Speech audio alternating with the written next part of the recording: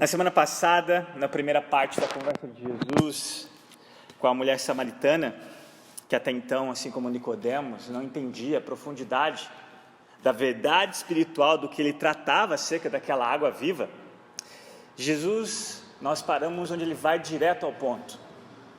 Ele é direto com aquela mulher e pede que ela chamasse o seu marido. E nós paramos exatamente aí no versículo 19, quando Jesus, versículo 18, quando Jesus fala que realmente ela disse a verdade. Se você olhar na conversa entre Jesus e essa mulher, a quantidade de palavras, exatamente quando ela responde que ela não tem marido, é o menor número de palavras. Sem dúvidas foi quando Jesus expôs a ferida do coração daquela mulher. E ali, com esse pedido, nós encerramos dizendo que para nós reconhecermos a Jesus como um grande Salvador, é necessário que reconheçamos a nós mesmos como grandes pecadores, pois todos nós abandonamos a fonte, como nós cantamos hoje à noite, a fonte verdadeira, o próprio Deus, e consequentemente nós cavamos cisternas rachadas, rotas, que não retêm água. Algo que nós procuramos satisfazer, essa sede que todos nós nascemos com ela, esse buraco que é do tamanho de Deus e nada nesse mundo pode oferecer. E quando nós vamos nessas cisternas que nós mesmos cavamos, voltamos com mais sede do que antes. E nós vimos que essas cisternas pode ser a fama, especificamente aqui no contexto, os relacionamentos errados, talvez o seu trabalho, talvez a sua família, talvez os seus filhos, e eles não vão te dar nenhuma satisfação. Pelo contrário, você está simplesmente olhando para os ídolos, e os ídolos não saciam. Os ídolos sugam a sua energia, sugam a sua vida, e você infelizmente acaba refletindo eles na morte e não na vida. Antes de darmos a sequência, a última conversa de Jesus agora com essa mulher, eu gostaria de chamar a sua atenção nessas três necessidades, desde o capítulo 3 e agora no capítulo 4 da conversa dele. Primeiro nós vimos com Nicodemos, duas necessidades, e agora nós vamos ver a terceira necessidade de Jesus conversando com essa samaritana. Já consideramos duas dessas necessidades, não sei se vocês estão lembrados, no versículo 7 do capítulo 3, da necessidade do novo nascimento, ou do nascimento do alto. E a segunda necessidade que Jesus também disse no versículo 14, do mesmo capítulo 3, com aquele religioso, a necessidade do Filho de Deus ser crucificado. Não havia outro meio, outra forma de reconciliação de pecadores com o Deus Santo, de inimigos de Deus, para transformá-los em amigos de Deus, merecedores da ira de Deus, em experimentar imerecidamente a graça de Deus. Como isso é possível? Deus ser justo e ao mesmo tempo justificador? Cristo Jesus, era necessário que ele morresse, e não há novo nascimento do alto, a não ser que Cristo morresse, e pela fé nós olhamos, assim como aquela serpente na época de Moisés foi erguida, e todos aqueles que eram picados pela cobra, olhasse pela fé, eram curados. Espiritualmente assim, nós vimos que ao olharmos para Cristo, pela fé, recebemos esse nascimento do alto, e consequentemente, agora nós vamos para a terceira necessidade, no versículo 24 desse capítulo 4 de Jesus conversando com essa mulher, onde diz: Deus é Espírito, é necessário que os seus adoradores o adorem em espírito e em verdade. Meus irmãos, tudo que você ama simplesmente é uma consequência do que você adora. Tudo que você adora é uma consequência do que você ama. Isso é fato. Você ama aquilo que você adora e você adora aquilo que você ama. Nós somos criados para sermos adoradores. Somos verdadeiros adoradores se adorarmos o único e verdadeiro Deus. Nós temos aprendido isso nas EBDs online. Ou somos idólatras por adorarmos qualquer coisa que Deus criou ou qualquer pessoa que não seja o seu próprio filho. E não é à toa, eu acredito, não li nenhum comentário nesse sentido, mas também não é nenhuma heresia, eu acredito que aqui dentro desse contexto, onde Jesus fala dessa mulher, da satisfação dela, que ela estava buscando nos lugares errados, abandonando a fonte, sem dúvida há um link, na verdade não um link, uma relação de adoração Porque aquilo que você ama, aquilo que você adora, que você empenha seu tempo, as suas energias, tudo que você tem, consequentemente, ou vai te dar vida, ou vai te gerar morte, vai sugar suas energias. E não é à toa que, graças a Deus, nós vamos ver que talvez a intenção dessa mulher na pergunta acerca da adoração foi uma mudança de assunto, mas graças a Deus que Jesus continuou a conversa. Ele nos deixou aqui um ensino, na segunda parte dessa conversa. Um ensino que não era só distorcido na mente daquela mulher quanto à verdadeira adoração, mas hoje em dia, talvez na sua mente, do que é a verdadeira adoração. De fato, o que é a adoração. Então vamos ver comigo aí, dando continuidade à exposição de cada versículo, o verso 19. Disse a mulher: Senhor, vejo que é profeta.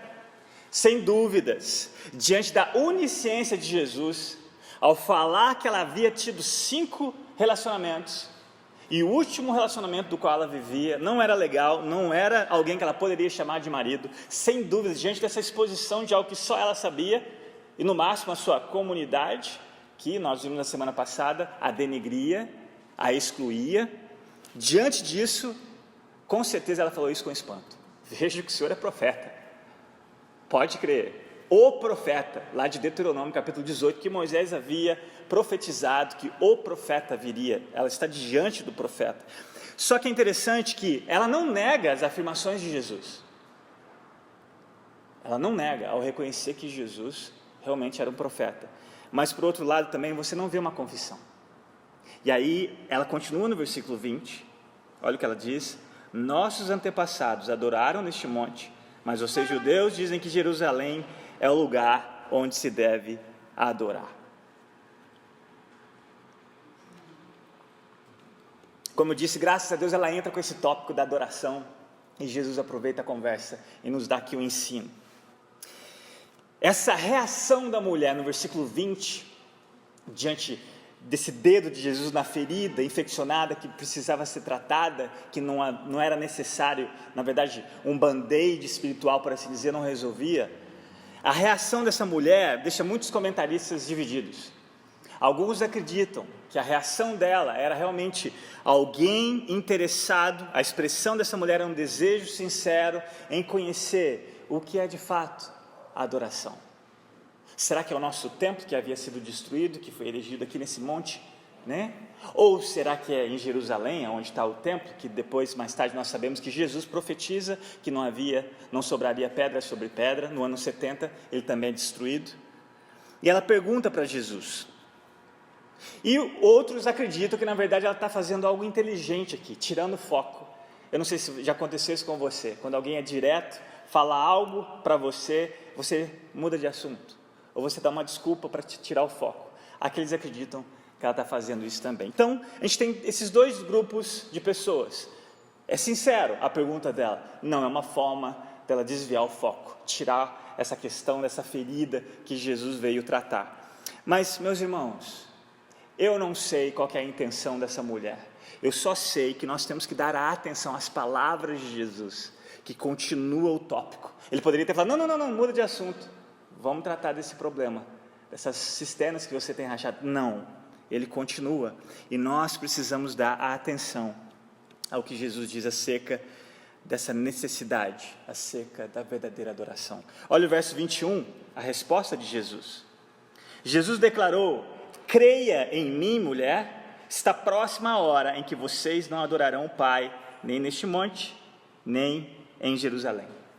Como eu disse, nenhum dos 2 templos que simbolizavam a presença de Deus, assim como nós vimos aqui na liturgia, aquele templo onde a água corria, onde era a fonte daquele rio, o templo simbolizava a presença de Deus. Isso no Antigo Testamento era notório, as pessoas tinham isso em mente. Mas Jesus vem trazer algo novo. Ele veio trazer um vinho novo que os odres velhos não iriam suportar. Ele vai dizer: creia em mim, está chegando a hora, está próxima a hora em que vocês, ou seja, vocês samaritanos, né, não adorarão o Pai, nem neste monte, nem em Jerusalém. No fim, nenhum dos 2 templos existem mais. E aí, a adoração não existe mais? Balançou o nosso planeta Terra. especialmente o nosso meio evangélico, com essa pandemia, não é verdade? Porque tiraram de nós, que nós muitas vezes pensávamos como essa samaritana, que Deus só fica aqui, nos domingos ou nas quartas. Nós associamos o local a um Deus que Jesus vai tratar, e nós vamos entrar nesse atributo, que Deus é Espírito. E eu gosto quando ele fala, adorarão o Pai. Ele não fala Deus, ele fala o Pai. Há uma necessidade de relacionamento com Deus, há uma verdadeira adoração que só é entre filho e pai. Não é criatura e criador. E sem dúvidas, vocês sabem muito bem onde eu quero chegar. Sem Jesus você não tem o direito e nem pode chamar Deus de Pai. E ele vai dizer, não é o lugar. Em última análise, na resposta de Jesus, a adoração verdadeira não é aonde você está, não é o lugar. A adoração aqui, por favor, não entendo apenas como cantar louvores, faz parte. Mas adoração é um estilo de vida, é o que você faz quando acorda, até o que você faz ao dormir. A sua vida é uma expressão, e sem dúvidas, a sua vida é uma expressão do quê? Qual é o objeto da sua adoração? E Jesus deixa claro que isso não está condicionado a um espaço.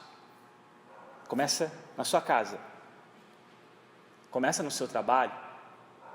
Aqui nós fazemos algo como igreja, como corpo, esse ajuntamento é santo. É interessante que isso aqui é mandamento, Hebreus deixa claro, a gente não pode fazer isso. E a maneira com que Deus age no seu devocional, de adoração a Ele, ou nos seus relacionamentos fora da igreja, não é a mesma forma que Ele age aqui como igreja, porque assim Ele instituiu. Por isso que nós não podemos deixar de fazer isso aqui. Por isso que se nós temos condição de fazer, não vamos abrir mão de fazer, e fazemos com alegria. É interessante, enquanto eu preparava essa pregação, o texto de João, capítulo 2, verso 19 a 22, traz isso muito claro, acerca do que realmente tem que ser um templo, e o que realmente significa adoração. Isso há 2 capítulos anteriores, olha o que Jesus disse. Jesus lhes respondeu aqui as autoridades que questionaram a autoridade dele, de fazer o que ele havia feito, de limpar aquele templo que na verdade virou um bando de salteadores, né? Virou ali um comércio da fé. Olha o que Jesus respondeu àqueles homens: destruam este templo e eu o levantarei em 3 dias. Aqui uma verdade espiritual com que aqueles homens religiosos também não haviam entendido, como Nicodemos não entendeu sobre o segundo nascimento, assim como a samaritana não entendeu acerca da água viva, e eles estavam pensando naquele templo que havia sido edificado há mais de 40 anos. Os judeus responderam: este templo levou 46 anos para ser edificado, e o Senhor vai levantá-lo em 3 dias? Mas olha só o que o autor João, inspirado pelo Espírito Santo, deixa aqui para nós a explicação do que Jesus estava dizendo. Mas o templo do qual ele falava era o seu corpo. Depois que ressuscitou dos mortos, os seus discípulos lembraram-se do que ele tinha dito. Então creram na Escritura e na palavra que Jesus dissera. É o corpo que é o templo. Um dia talvez esse prédio não vai existir. Eu não sei se os meus filhos, dos filhos dos meus filhos vão ver isso acontecer, se eles estarão morando em Anápolis. Mas eles vão deixar de ser corpo? Jesus vai deixar de existir? Porque essas 4 paredes não vão se sustentar mais? Só em Cristo, meus amados, esse templo, quando Deus deu as instruções do tabernáculo no centro, quando João vai dizer que o verbo estava com Deus, o verbo era Deus e se fez carne, ou seja, virou um tabernáculo entre nós, se fez humano. Esse é o templo de Deus, Cristo Jesus. Cristo Jesus, só em Cristo podemos oferecer a Deus um louvor que é digno dele mesmo. Durante os 30 e poucos anos da vida de Jesus, ele, como um judeu, teve que se sujeitar à lei, teve que ir à sinagoga, teve que louvar a Deus. E acredite que todo louvor de Jesus era perfeito. E é em Cristo que nós podemos oferecer um louvor aqui e ter certeza que Deus aceita. Porque foi em Cristo. É em Cristo, é nele, é por meio dele, todas as coisas, especialmente a verdadeira adoração. Por isso, da necessidade de sermos novas criaturas, que nasceram de novo. Por isso, que sem a morte e a ressurreição de Jesus, não poderíamos oferecer a adoração genuína a Deus. Por isso, guarde bem o que eu vou dizer. Por isso, não existe adoração verdadeira que não seja dos redimidos em Cristo Jesus. Talvez possa chocar você, mas nem toda reunião, nem toda igreja, que pode ser qualquer denominação, se não somos redimidos em Cristo, adorando, Deus não recebe louvor. Pelo contrário, pode ser algo que Ele abomina. E nós vamos ver isso acerca dessa sinceridade, acerca da verdade que é necessário que os verdadeiros adoradores adorem o Pai, sobre essas duas prerrogativas. Verso 22. Vocês samaritanos adoram o que não conhecem, nós adoramos o que conhecemos, pois a salvação vem dos judeus. Com essas palavras, Jesus declara que a samaritana era agnóstica. O que é agnóstica? A palavra agnóstico significa sem conhecimento, uma heresia que fez um grande estrago na história da igreja. Homens agnósticos acreditavam que nós não tínhamos condição de adorar a Deus, porque nós não tínhamos a condição de conhecer o Deus do qual julgávamos adorá-lo. Então, se nós não conhecemos a Deus, não temos a capacidade humana de conhecê-lo em sua plenitude, nós não podemos oferecer a Ele uma adoração digna de quem Ele é, porque você não adora quem você não conhece. Isso é agnosticismo. Isso não é bíblico. Por que não é bíblico? Porque o nosso Deus se auto-revelou na sua palavra. Não só na sua palavra, Ele se encarnou, a palavra se tornou carne. Cristo é a expressão exata de quem Deus é. Nós conhecemos a Deus, porque Ele se auto-revelou, e a condição que Ele nos dá, através do Seu Espírito Santo em conhecê-lo, é que nos leva a adorá-lo. E a samaritana era agnóstica, por quê? Porque, como nós vimos, eles acreditavam apenas no Pentateuco, nos 5 primeiros livros da Bíblia. Eles não criam nos profetas. Eles não consideravam o livro dos Salmos. Eles escolhiam uma parte da Bíblia do qual eles queriam acreditar, e baseado nessa parte, no Deus que eles queriam acreditar que existia. Nós não fazemos isso. É toda a Escritura, meus amados. Nós não escolhemos aquilo que queremos confessar, como regra de fé e prática, e deixamos outras de lado. Não, é toda a Escritura, toda a revelação da palavra de Deus. O fato de que a adoração dos samaritanos não era adequada está diretamente em considerarem apenas a Bíblia parcialmente, não como toda, especialmente porque toda a Bíblia revela quem? O nosso objeto, por assim dizer, da adoração, o Filho de Deus. E Jesus vai dizer: vocês samaritanos adoram o que não conhecem. Então, se vocês adoram o que não conhecem, não é verdadeira adoração, porque você não pode adorar nada sem conhecer. Verso 24, e aqui ele vai trazer um atributo necessário para que ela compreenda. Deus é Espírito, e é necessário, aqui a terceira necessidade, e é necessário que os seus adoradores o adorem em espírito e verdade. Deus é Espírito. Nós ficamos alguns domingos pela manhã só tratando acerca desse atributo, não é mesmo? Essa é uma das grandes declarações sobre a natureza do nosso Deus. 1 João 1,5 declara que Deus é luz. 1 João 4,8, versículo 16 também, declaram que Deus é amor. Hebreus 12, 29 declara que Deus é um fogo consumidor. Aqui Jesus declara que Deus é Espírito, não é matéria. Antes da encarnação, Deus Pai, Deus Filho, Deus Espírito Santo, não era matéria, Espírito.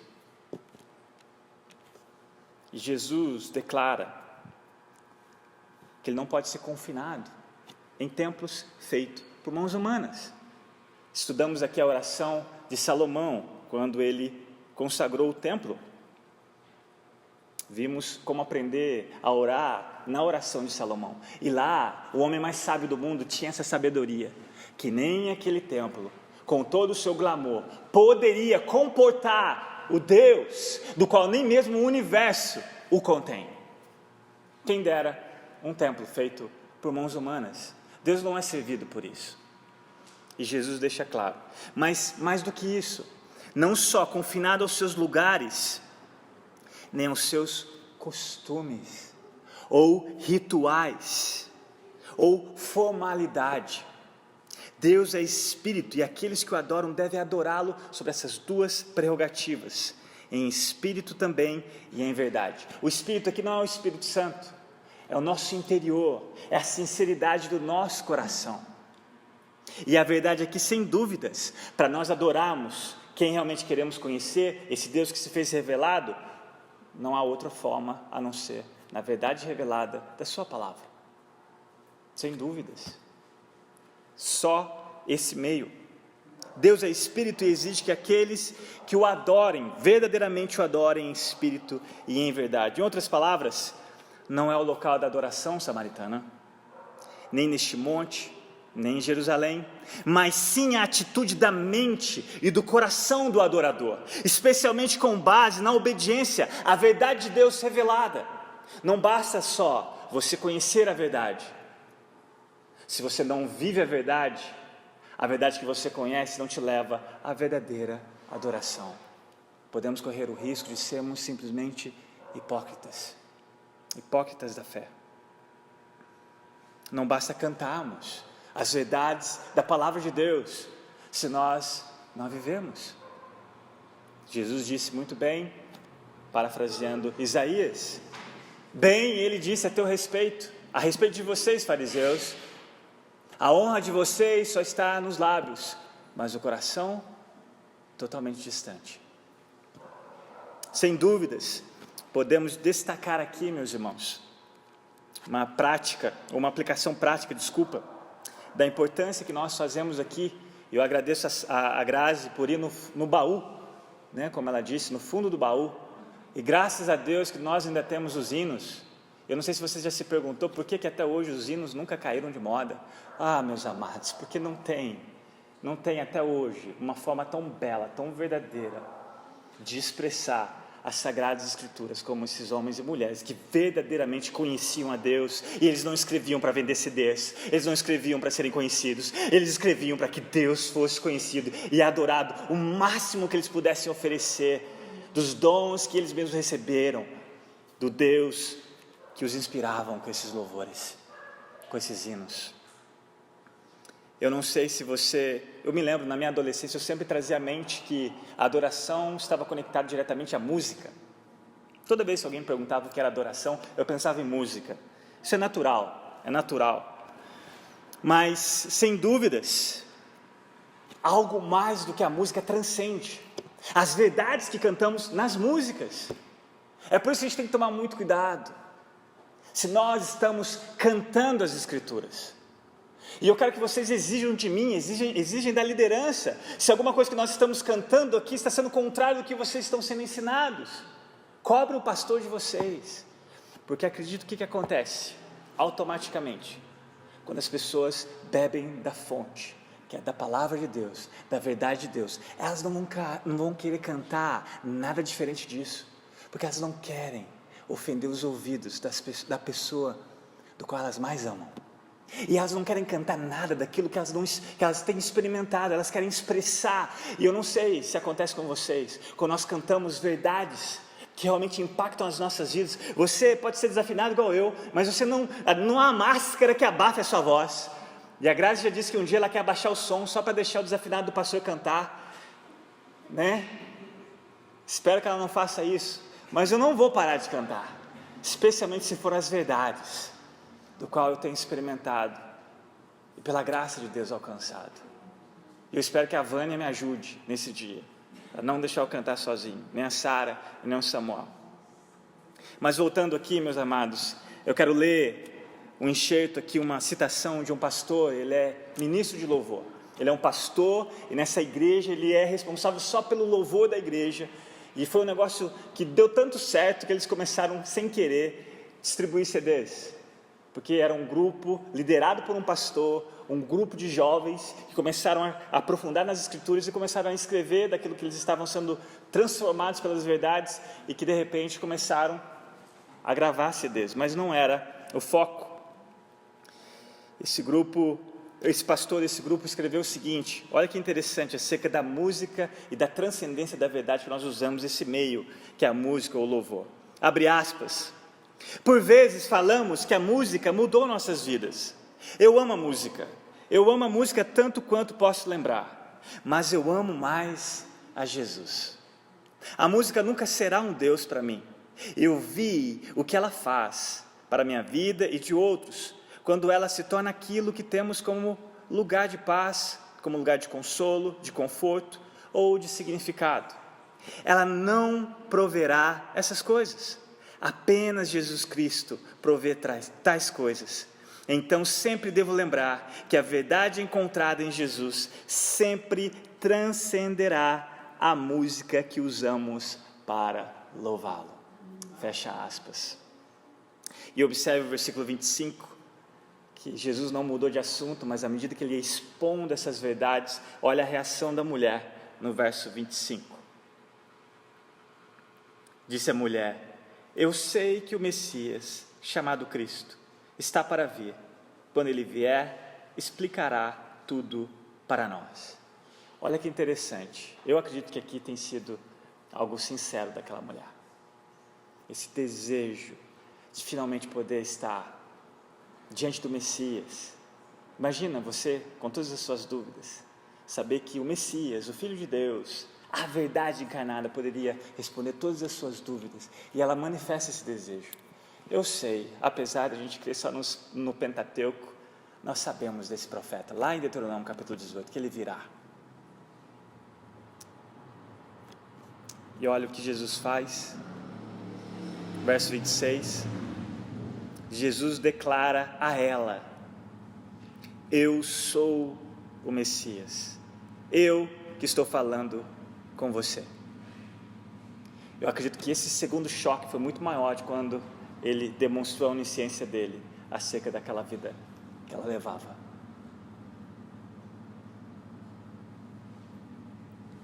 Talvez para você essa é uma declaração simples, mas não é. Os religiosos da época pediam para Jesus parar de deixar eles na angústia, na incerteza. Revela-nos se é de fato o Messias ou não. E Jesus sabia que eles não estavam prontos para ouvir a verdade, porque mesmo quando você diz a verdade para um coração que não está pronto para recebê-la, não vai fazer diferença nenhuma. E Jesus aqui faz algo, primeira vez, ele não fez isso com Nicodemos, mas ele faz com uma mulher. E nós vimos na semana passada, um paralelo. Nicodemos, um homem moralmente correto diante da sociedade, essa samaritana, uma mulher pecadora, imoralmente diante daquela sociedade. Mas Jesus escolheu declarar essa verdade para aquela mulher. João, algumas menções de quem Jesus é, usando eu sou. João 6,35, ele declara: eu sou o pão da vida. João 8,12, ele declara: eu sou a luz do mundo. João 10,9, ele declara: eu sou a porta. Verso 11 do mesmo capítulo: eu sou o bom pastor. João 11,25, eu sou a ressurreição e a vida. 14,6, eu sou a verdade. Eu sou o caminho. Eu sou a vida. Só mudei a ordem. Ele vai dizer: ninguém vem ao Pai a não ser por mim. João 15, primeiro sermão que eu preguei aqui, não sei se vocês se lembram. João 15, versículo 1, eu sou a videira verdadeira. E aqui quando ela pergunta se por acaso o senhor é maior do que Jacó, que construiu, que cavou esse poço, não só deu para os seus parentes, para os seus animais, e até hoje, durante esse milênio ainda, continua nos dando água. Jacó, João 8:58, Jesus vai dizer que antes de Abraão, eu sou. O eu sou de João 8:58 é o mesmo eu sou de Êxodo 3:14, naquela sarça feia, mas que em chamas, não era consumida pelo fogo. E Moisés pergunta: no nome de quem que eu vou? Na mente de Moisés, idólatra, daquela educação egípcia que ele teve, cheia de deuses, Deus vai dizer: eu sou o que sou. Você não compara nada, Moisés, com o que você conhece até hoje. E é o que Jesus faz aqui: eu sou. antes de Abraão, antes de vocês existirem, antes de tudo ser criado. Ele era, Ele é e sempre será. Versículo 7 a 26, eu não vou expor, não é a minha intenção, porque seria uma outra conversa de Jesus com os seus discípulos, ao retornarem ali, da mesma cidade que a samaritana havia vindo. Mas aqui, do 7 a 26, nós vamos ver a conversa, do 7 a 26, nós vimos essa conversa de Jesus que mudou a história daquela mulher. Dos versos 27 a 42, que eu quis dizer, dessa segunda conversa de Jesus com os seus discípulos, é o resultado dessa nova história. Só o verso 27 e 29, olha comigo na sua Bíblia. 27 a 29, depois de Jesus se revelar a essa mulher, olha o que diz, 27 a 29. Naquele momento, os seus discípulos voltaram e ficaram surpresos ao encontrá-lo conversando com uma mulher. Mas ninguém perguntou: que queres saber? Ou por que estás conversando com ela? Então, deixando o seu cântaro, a mulher voltou à cidade e disse ao povo: venham ver um homem que me disse tudo o que tenho feito. Será que ele não é o Cristo? Meus amados, 12 homens estavam naquele vilarejo, foram em busca de comida.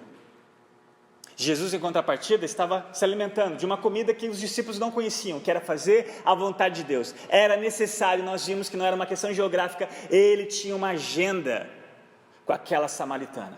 E quando eles voltam com comida, eles ficam chocados, porque Jesus havia quebrado aquela barreira cultural, ele conversando com uma mulher, especialmente sendo judeu, conversando com uma samaritana. Isso porque eles nem sabiam que ele havia pedido água. Mas essa mesma samaritana, depois de ter encontrado Jesus, ela volta lá, para os mesmos, dos quais conheciam muito bem a sua história, uma história de vergonha, e ela não tem mais vergonha daquela história, e ela faz questão de dizer: eu conheci alguém que disse tudo, disse tudo. Não era para chocar você, voltar para casa e trancar num quarto? Alguém que havia exposto seu coração como ninguém? Mas não, ela não prega o Evangelho de maneira explícita. Olha que interessante, o que aqueles 12 homens deveriam ter feito, porque eles já tinham tido tempo com Jesus muito mais do que ela. Ela não prega o Evangelho, ela só dá um testemunho, e ela chama para aquelas pessoas, ela faz um convite: venham ver a pessoa que eu encontrei, será que ele não é o Cristo? Ou seja, venham ver por vocês mesmos.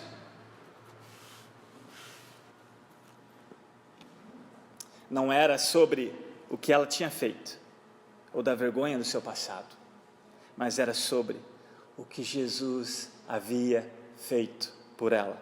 Ela vem dizer a eles: não olhem para mim, mas olhem para o Cristo. O mundo precisa, meus irmãos, desesperadamente, que nós valorizemos Jesus acima de tudo. Não é nosso trabalho anunciar a nossa igreja ou nossa denominação. O nosso trabalho é fazer com que Cristo seja exaltado. E como consequência, pela graça, Ele pode redimir uma denominação que tem andado de muletas. Uma denominação que tem experimentado igrejas e mais igrejas, que durante o ano inteiro não tem experimentado novas conversões, novos batismos. No passado era conhecido como a igrejinha dos milagres. Nós não somos mais a igrejinha dos milagres, porque nós não estamos pregando o verdadeiro milagre, que só o Evangelho pode fazer. Só o Evangelho puro e simples de Cristo Jesus pode fazer. Nosso trabalho é engrandecer o Cristo, especialmente uma vida de genuína adoração. E eu concluo no versículo, antes de concluir no versículo 23, olha a reação daqueles homens, mulheres, crianças, no capítulo 4, versículo 42, diante do testemunho daquela mulher. Olha a reação deles. E disseram à mulher: agora cremos, não somente por causa do que você disse, pois nós mesmos o ouvimos e sabemos que este é realmente o Salvador do mundo. E eu concluo no versículo 23, olha comigo, verso 23, que eu pulei propositalmente. No entanto, está chegando a hora, e de fato já chegou, em que os verdadeiros adoradores adorarão o Pai em espírito e em verdade. São estes os adoradores que o Pai procura. Estes os adoradores que o Pai procura. A realidade central na adoração não é que estamos buscando a Deus, mas é Ele que está nos procurando. João 6, 44 e 65. Ninguém pode vir a mim se o Pai que me enviou não o atrair. E prosseguiu no versículo 65. É por isso que eu lhes disse que ninguém pode vir a mim a não ser que isto lhe seja dado pelo Pai. Era necessário que Jesus passasse por Samaria, pois ele tornaria aquela mulher em uma verdadeira, não pecadora, mas uma verdadeira adoradora, a despeito de ser pecadora, para que na vida daquela mulher pudesse se fazer real uma profecia tão bela, se você quiser anotar na sua Bíblia, Sofonias 3,17. Olha a beleza desse texto, Sofonias 3,17. O Senhor, o seu Deus, está em seu meio, poderoso para salvar. Ele se regozijará em você, com seu amor a renovará. Ele se regozijará em você com brados de alegria. Meus irmãos, em Cristo Jesus, você passa a ser algo que Deus se regozija, se alegre, faz festa. Assim como aquele pastor, ao encontrar a sua ovelha perdida, ele volta, ele chama o vilarejo e fala: venham comigo, vamos celebrar, vamos fazer festa, porque eu encontrei a minha ovelha perdida. Em Cristo Jesus, nós não só somos pecadores miseráveis, embora continuamos até o dia da glorificação, e graças a Deus que existe a santificação, mas em Cristo Jesus, seu Nadir, Luciene, Sara, Samuel, Anésio, em Cristo Jesus, Ele olha para nós e se regozija. Em Cristo Jesus, Ele recebe a nossa adoração, por mais imperfeita que seja. Mesmo aquele esforço que você tem de obedecer, e mesmo em meio às suas falhas, Igor, Ele aceita em Cristo Jesus, porque Jesus já fez o impossível por nós. Ele obedeceu a Deus de maneira perfeita, e agora Ele nos dá a condição de desejar essa obediência, de oferecer a Ele a nossa adoração. Vamos orar. Curva a sua cabeça.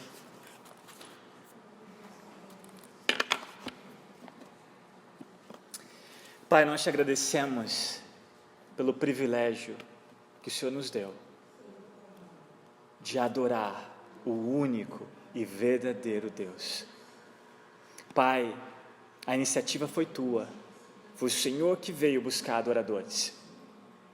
O meio foi o Senhor que proveu, através do sangue, desse vivo e novo caminho que só o teu Filho poderia abrir, para que nós, pecadores, miseráveis, merecedores da tua ira, pudéssemos de maneira ousada chegar diante do teu trono e oferecer a ti a nossa adoração. Não pelo que nós pudéssemos fazer, pelo contrário, pelo que o teu Filho fez. Não pela uma vida que nós no passado não conseguimos, nem no presente temos conseguido, nem no futuro vamos conseguir oferecer a Ti uma vida perfeita, digna da adoração que só o Senhor é perfeito para receber. Mas o Teu Filho já fez. Ele não só viveu uma vida perfeita, Ele morreu no nosso lugar, uma morte perfeita. E a nossa justificação está na certeza de que Ele ressuscitou. E agora diante do Teu trono, Ele intercede em nosso favor. Porque continuamos como Jacó, coxos, ainda usamos a muleta da fé, mas um dia nós vamos poder contemplar a Tua face, não vamos precisar mais dessa muleta da fé, porque não haveremos de ter mais esse maldito pecado na nossa natureza. O Senhor há de extirpá-lo, e nós vamos poder finalmente contemplá-lo, ver a Deus, esse Deus invisível, que a nós pecadores era impossível. Um dia nós vamos ter o privilégio de ver a Deus. Um dia nós vamos poder contemplar a face do Senhor Jesus. Oh, Senhor Jesus, que dia vai ser esse? Onde todas as dificuldades desse mundo, todas as lutas que nós temos enfrentado, nós vamos poder colocar diante dos teus pés a nossa coroa, a coroa da justiça, que imerecidamente, graças à tua obra naquela cruz, nós vamos poder oferecer ao Senhor tudo, e só vamos fazer porque o Senhor ofereceu tudo que tinha. Bendito seja o teu nome. Nós oramos, que o Senhor nos ajude a adorá-lo de maneira sincera, porque o Senhor nos conhece de fato quem somos. Ajuda-nos a adorá-lo mediante a verdade revelada da tua palavra, Pai, especialmente da pessoa do teu Filho Jesus, e faça da nossa igreja não famosa, não simplesmente uma igreja grande nos números, não pela IPI ou por qualquer outra denominação, mas que seja uma igreja que de fato o adore em espírito e em verdade. Ajuda-nos a sairmos e a lembrarmos que existem muitas samaritanas lá fora, existem muitos Nicodemos lá fora. Usa as nossas vidas, assim como o Senhor fez com essa samaritana, a testemunhar e a dizer: olhe para mim, apesar de mim, a despeito de mim, um grande pecador, conheça o grande Salvador. E é no nome dele que nós oramos e te agradecemos, Pai. Amém.